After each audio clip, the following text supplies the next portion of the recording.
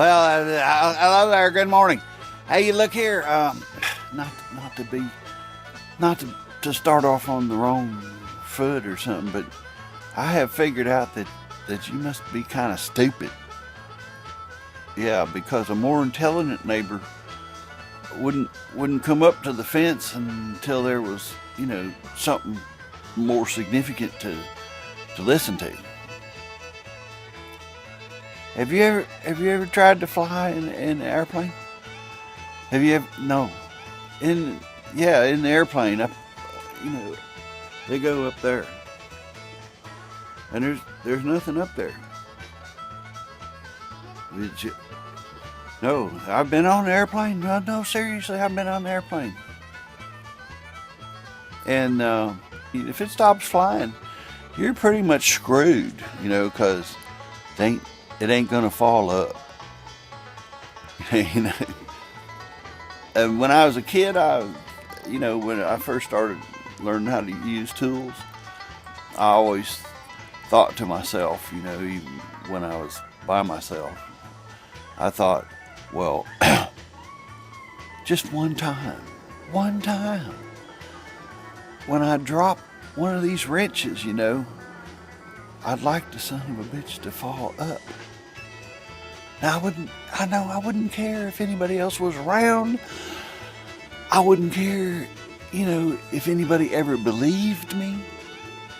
I wouldn't care, but I would know, just one time, that something fell up, but it never happened, So I'm telling you, when you get on the airplane, and if something goes wrong and it stops flying, you're coming down. It's a long damn ways down too. No, 37,000 feet is what they was saying, on the radio thing, when I was on there. No, and 700 miles an hour almost, Do you know how fast that is? That's a long, when you hit, it ain't gonna hurt because it's like getting whapped in the head, you never know it until you wake up, but you don't wake up this time. So where'd you say you was fixing to go on vacation?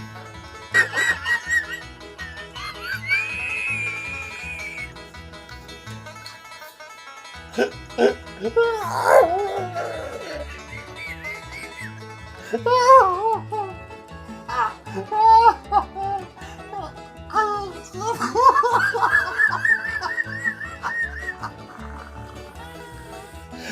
God.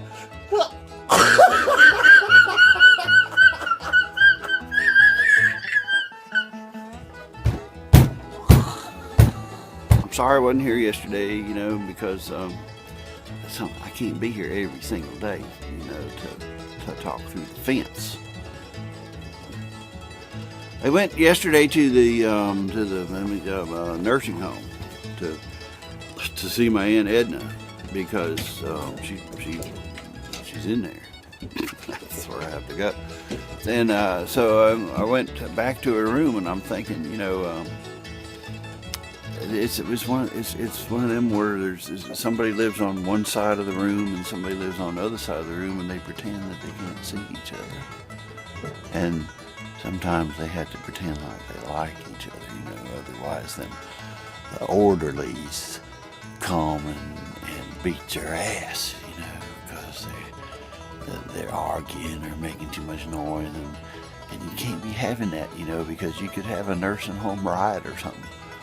And if your aunt or mother or somebody starts it, boy, you can't go see her for 2 or 3 days. They call you up and tell you something lying about she being real sick and contagious or whatever, and she's laying there getting over the bruises because they beat her ass.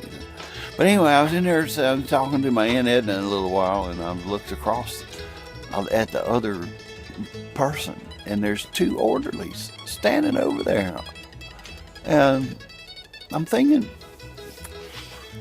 that's kind of odd, because it's an old woman. She's like 93 or something, and the 2 orderlies, one's she's sitting in the wheelchair, one standing on one side of her and one standing on the other side of her, you know. And I was watching this for a little while, and I'm thinking, because my Aunt Edna's sleeping, and she don't even know I'm there anyway, so I'm not, you know. So, and the restaurant sucks in these places, so you can't just get up and go get a caramelized coffee or something, you know, like. I'm watching the lady across on the other side of the room, and you know, pretty soon she's over there sitting in the chair, you know, and pretty soon she's like, she starts leaning a little bit to the left like this, you know, and the orderly push her on the shoulder, back up straight, and then after a while, you know, she'd kind of lean over this way, and the orderly'd put her on back in the. They, you know, like, no, I thought maybe, you know, she was kind of, I mean, 93. You know, I thought maybe she was kind of losing her balance, because I lose my balance every once in a while, you know. I mean, like when I take too many aspirins or what's some other things, you know. Well, anyway, so I thought she was losing. So anyway, all of a sudden, the orderlies went away. I guess it was shift change or diaper change or something time, you know. Because a lot of them old people wears diapers. You know, it's disgusting. It's disgusting, you know. But anyway, so I sneaked over there and I asked her, I said, "Do you like it here?" She says, "Oh yeah, I like it here. They take real good care of me." So I kind of, so I asked her, you know, you seem to be pretty happy here and all, but is there like anything here that you don't like? And she looked at me like this, you know, and she said, "Yeah, for about an hour after I eat every day, they won't let me fart."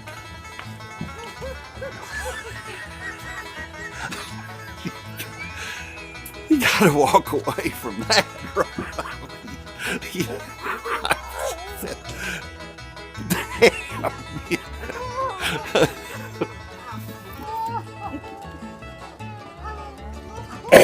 Yeah, I believe I'll walk that one off.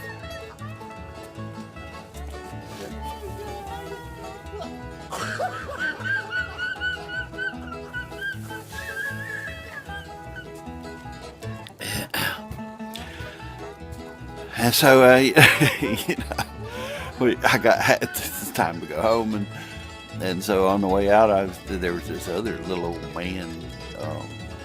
He was sitting out in the what do you call it, the hallway, and he's kind of like burned up a little bit, you know, sitting there.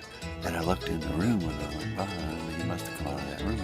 And he was all in there tearing everything all up, cleaning everything all up, replacing the bed and the sheets and the towels and all. Well, obviously he'd have made a mess.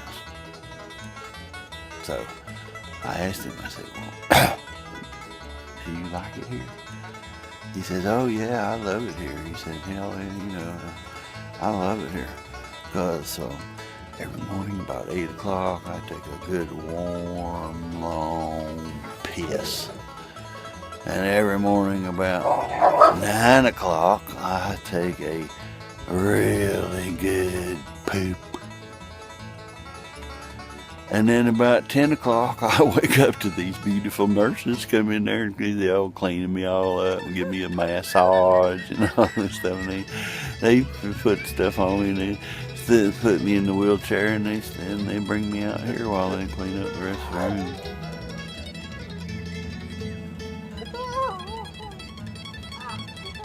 I'm like,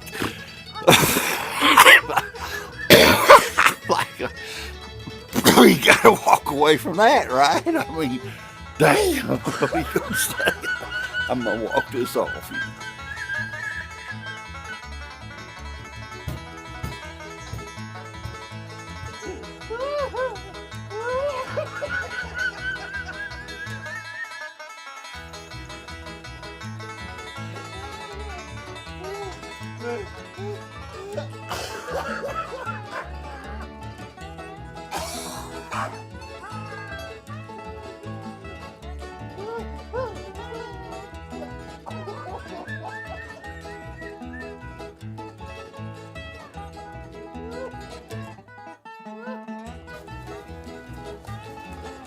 So, well, thanks for waiting in.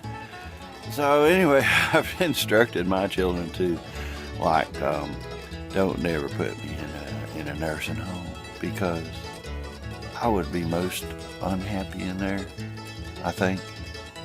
You know, I mean, just let me go. Why prolong the agonies of it, of the eventualities? I'm hoping that I'll have something major come along, you know, and I'll just be like gone. That's the way to go. Yeah, that's right. I want to go that way. No, I don't want you to shoot me. What do you mean? No, come on, man. I ain't telling you this so you shoot me. I mean, would you shoot me? Because we got, you know, we have to live next door to each other, and I don't want to be thinking, you know, that I can't turn my back on you, or that someday when I walk up to the fence like this and try to be friendly, that you're gonna just shoot me. Okay. Now I just wanted to get that straightened out, because it's, you know, it's important. All right. Well, look here. I gotta go, and I'll see you tomorrow. Okay. Yeah. I'll come. No, I'll come back. Okay. All right. Thank you, buddy. All right. Yeah. Okay. We'll see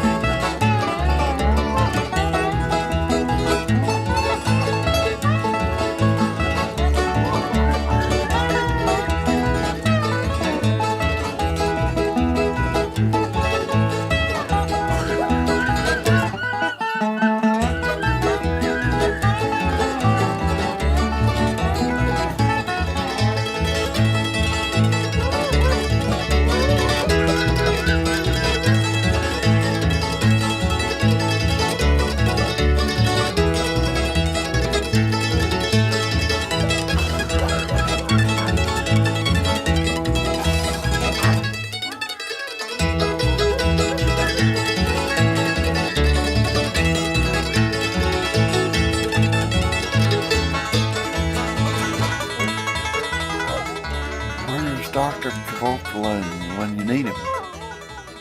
I mean, his daughter lives down the road, you know that? Dr. Cavolcalone. The guy that comes around and lets you smoke hepatitis or something up in the, yeah, and then you just wait, and then you go. And it's cheap. It's so simple. I mean, that's the way to go, man. You know, because then you keep all your scrupulalities and moral stuff and your indignities and all. You know. But you lay in a nursing home for a year or 2 years and rot, and you know that your family's not really going to come and see you very often. I mean, it's like, you know, they didn't come see you very often when you was alive. You know damn well they ain't gonna come and see you when you're sitting there stinking and you can't fart and all. So don't ever put me in a nursing home, because I'll be one of them that gets his ass beat like 2 or 3 times a day, because I'm gonna be screaming and yelling and you know, I mean, I'm gonna try to get gas and blow out against the wall, and I mean everything I can do to get out of there. You know, throw up my food and then you know, I don't want to be in there.